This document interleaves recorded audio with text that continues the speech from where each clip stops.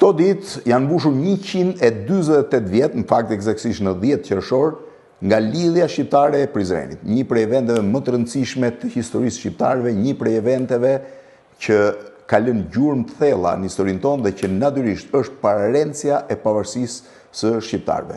Do doja disa piketa ose fare shkurt t'ju shpjegoj se pse lidhja shqiptare e Prizrenit është një nga momentet më të rëndësishme të historisë së shqiptarëve, si ka ndodhur ajo. Në fakt, është e pabesueshme ta mendosh nëse njeh pak kontekstin historik në cilin është zhvilluar, të kuptosh se si shqiptarët kanë arritur që në shekullin e 19 në distanca të mëdha të gjeografike dhe pa asnjë infrastrukturë kanë arritur të kombinohen mes tyre dhe të bashkërendojnë. Lidhja shqiptare e Prizrenit nisi në 10 qershor të vitit 1878 në medresen e Prizrenit, në xhamin në Mosgaboj quhet Gazi Mehmet Pashës në Prizren. Xhamia ishte brenda kompleksit të medreses, ku Ymer Prizreni ishte një nga drejtuesit e medreses së kohës. Në 10 qershor të vitit 1878, përfaqësuesit e të gjithë trojeve shqiptare, insistoj dhe njerë, të gjithë trojeve shqiptare, nga Mitrovica e deri në Prevez, nga Parga deri në Shkup, nga Shkodra e në Manastir e në Janin, u mblodhën të gjithë në medresen e Prizrenit për të kundërshtuar vendimet e fuqive të mëdha, të cilat i jepnin Malit të Zi Ulqinin, Tivarin, dhe më pas dy prej pjesëve më të rëndësishme, Plavën dhe Gucin, dy pjesëve të rëndësishme të malësisë shqiptare. Po çfarë kishte ndodhur dhe cili ishte konteksti historik në cilin është zhvilluar lidhja shqiptare e Prizrenit, për të shkuar më pas se pse kjo konsiderohet organizimi më i rëndësishëm i shqiptarëve, pararenci i demokracisë dhe pararenci i pavarësisë dhe e para strukturë politike ku shqiptarët arritën të kenë një kryeministër vetëm gjithë trojës shqiptare. Askush nuk ka arritur atë deri më sot atë që ka pasur Ymer Prizreni, i cili drejton të trojet që përfshin sot, një truall që përfshin sot Shqipërinë, Republikën e Shqipërisë, Republikën e Kosovës, një pjesë të madhe të Republikës së Maqedonisë, një pjesë të madhe të Greqisë Veriut, një pjesë të madhe të Malit të Zi. Të gjithë këto territoret jetuara të banuara nga shqiptarët kishin një kryeministër shqiptar që ishte Ymer Prizreni. Pasti askush nuk e ka arritur këtë pozitë. Shumë shqiptarë, pra po them këto vitet e fundit sidomos, Berisha, Nano, Rama, Meta kanë drejtuar Shqipërinë, Albin Kurti, Hashim Thaçi e tjerë kanë drejtuar Kosovën, madje ka pasur edhe një kryeministër shqiptar, Talat Xhaferi, në Maqedoni, ka pasur edhe një kryeministër shqiptar në Mal të Zi, Dritan Abazović, po asnjëri prej tyre nuk ka drejtuar të gjitha trojet ku jetojnë shqiptarët dhe të gjithë shqiptarët, siç bëri Ymer Prizreni 148 vjet më parë.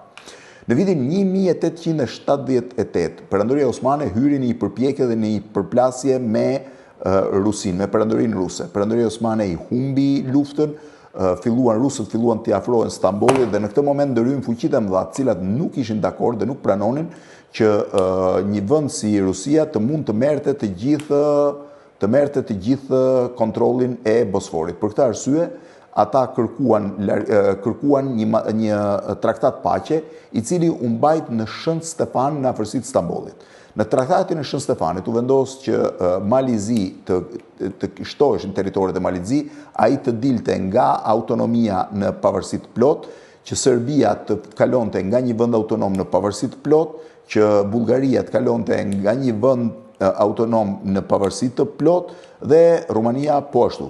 Rusia filloi të bënte presion Turqisë në këto, ndërkohë që kërkoi daljen në det të Malit të Zi. Mali i Zi ishte një vend malor, Çetinja dhe rreth e rrotull saj pa akses në det. Për këtë arsye, atyre i leju aksesi në det në zonën nga Tivari deri në Ulqin, pa përfshirë Kotorin, që mbetej sërish domen Osman, duke i dhënë mundësuar daljen në dy porte që ishin 100% në atë kohë, insistoj dhe njërë 100% të jetuar nga shqiptarët. Mali i Zi tentoi të merrte pozicionet e tij, por shqiptarët pretenduan që këto vendime ishin të gabuara. U thirr menjëherë Komiteti Kryesor i Stambollit, ngriti një delegacion i cili i përbër nga Abdyl Frashëri si ministër i jashtëm, nga Ilias Dibra si kryetar dhe shumë personalitetet të tjerë, udhëtuan në Berlin ku kërkuan konferencën e Berlinit që Shqipëria të njihej si një vend autonom dhe që territoret e saj mos i jepeshin malit zi. Në atë kohë Bismarcku, kancelari i Gjermanisë, tha edhe të frazën e famshme, Shqipëria është thjesht një shprehje gjeografike, nuk është një kom.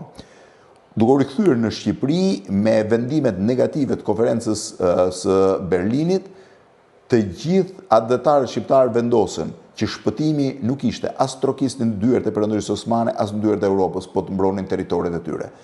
Të gjithë bashkë, ata vendosën të mblidhen në një kuvend në Prizren, i cili u mblodh në 10 qershor 1878 në xhamin e medreses së Prizrenit, ku rreth 300 veta, përfaqësues të çdo krajine, nga jugu në veri, nga lindja në perëndim, vendosën që të mbrojnë me armë trojet shqiptare, që vendosën të krijojnë një unitet territorial që brenda Perëndërisë Osmane që të kishte autonominë e plot, që të krijonin një forcë ushtarake për të mbrojtur vendin dhe një administrim të plot përmes 4 ministrive të trojeve shqiptare.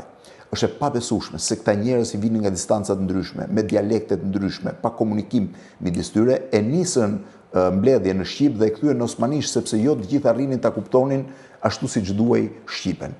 Ishte një nga momentet të jetë të rëndësishme të shqiptarëve. Është ndoshta momenti më i rrallë ku shqiptarët nga të gjitha trojet pas një dallim u bën bashkë. Lidhja shqiptare e Prizrenit filloi të sfidonte edhe Perëndorinë Osmane, e cila momentet e para i kishte dhënë një mbështetje, dhe vendosin mbrojtjen e Ulqinit. Mbrojtja e Ulqinit vitin 1880-1881 është një nga faqet më të ndritura të historisë shqiptarëve që për fat të keq ka mbetur në heshtje dhe nuk është përmendur aq shumë. Për fat të keq ekzistoi edhe një herë sepse është një nga faqet më të ndritura të shqiptarëve. Një grup shqiptarësh me drejtimin e Haxhi Zekës dhe Hodës Sokolit mos gaboj, mbrojtën Ulqinin, ndërkohë që jo vetëm Malizi nuk arritën ta merrte, jo vetëm forcat osmane nuk arritën ta merrnin, por fuqitë e mëdha dërguan flotën më të madhe të globit, flotën më të madhe të historisë deri në atë moment, me anije britanike, franceze, spanjolle, të hollandeze, gjermane, për t'i bërë presion Ulqinit që të dorëzojë. Deri në atë pikë sa një prej lordëve britanik në dhomën e lordëve tha kemi dërguar flotën më të fuqishme të globit për të bombarduar disa barinj që po mbrojnë vendin e tyre. Shqiptarët arritën ta mbrojnë Ulqinin për thuajse 2 vjet, por më në fund, si pasojë e bombardimit nga flota, embargos plot detare dhe sulmit forcave osmane u dorëzuan. Vetë lidhja shqiptare e Prizrenit dhe humbi kontrollin e territorit, Ymer Prizreni u arratis në Malin e Zi, ku ndroi jetë në Ulqin, në fakt për ironi të fatit, aty ku dhe është varrosur. Ndërkohë që Abdyl Frashëri u arrestua dhe u dënuan pas u fal, por gjithë lidhja, pra dhe drejtuesit e saj u konsideruan irredentist dhe morën dëshkime nga më të mëdha. Lidhja shqiptare e Prizrenit zgjati 3 vjet. Ajo mbrojti Ulqinin, ajo krijoi një administratë shqiptare, ajo ishte e para ose gjesti i parë i bashkimit shqiptarëve në një moment kur askush nuk e besonte. 3 vitet e saj ishin 3 vitet e famshme të Shqipërisë. Pa lidhjen shqiptare të Prizrenit ne do ta kishim pavarësinë. Nëse lidhja shqiptare e Prizrenit do kishte funksionuar më herët, historia e Shqipërisë do kishte qenë krejtësisht ndryshe. Gjithsesi, nëse ka një moment sublim në historinë tonë, lidhja shqiptare e Prizrenit është pa diskutim e tillë.